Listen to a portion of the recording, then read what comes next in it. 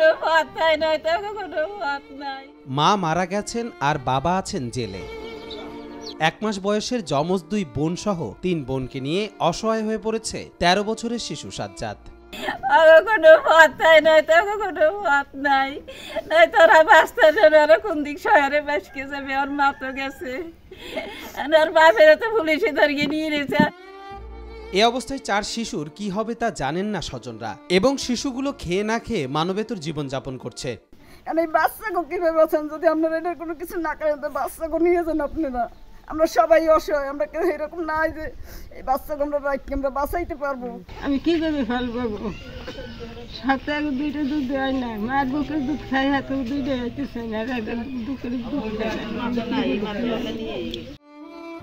13 বছরের সাজ্জাদের কোলে ফুটফুটে এক কন্যা শিশু, 7 বছরের ফারিয়ার কোলে আরেকজন। যমজ এই শিশুরা সাজ্জাদ ও ফারিয়ার ছোট বোন। মাসখানেক আগে তারা পৃথিবীতে আলোর মুখ দেখে।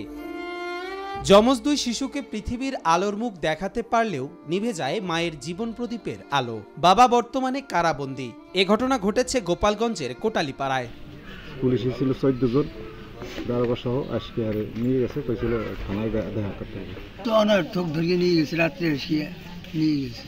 স্থানীয় সূত্রে জানা গেছে গত 1 মাস আগে জামাল মিয়ার স্ত্রী সাথী বেগম একসাথে 2 কন্যা সন্তানের জন্ম দেন। এর 6 দিন পর সাথী বেগম মারা যান। স্ত্রীর মৃত্যুর পর সদ্য জন্ম নেয়া 2 কন্যা সন্তান সহ 4 ছেলেমেয়েকে নিয়ে মানসিকভাবে ভেঙে পড়েন। ঘরে অসুস্থ মা ও 4 শিশু সন্তানের লালন পালন করে দিন কাটে দিনমজুর জামাল মিয়ার। এ অবস্থায় গত 8 নভেম্বর দিবাগত রাতে কোটালীপাড়া থানা পুলিশ জামাল মিয়াকে বাড়ি থেকে ধরে থানায় নিয়ে যায়। এরপর তাকে গোপালগঞ্জ সদর থানায় হস্তান্তর করা হয়। গোপালগঞ্জ সদর থানা পুলিশ পরদিন 9 নভেম্বর জামাল মিয়াকে স্বেচ্ছাসেবক দলের কেন্দ্রীয় কমিটির দপ্তর সম্পাদক শওকত আলী দিদার হত্যা মামলায় গ্রেফতার দেখিয়ে জেল হাজতে প্রেরণ করেন। তবে এ ঘটনায় জামিল কোনোভাবে জড়িত নয় বলে অভিযোগ আত্মীয় ও প্রতিবেশীদের।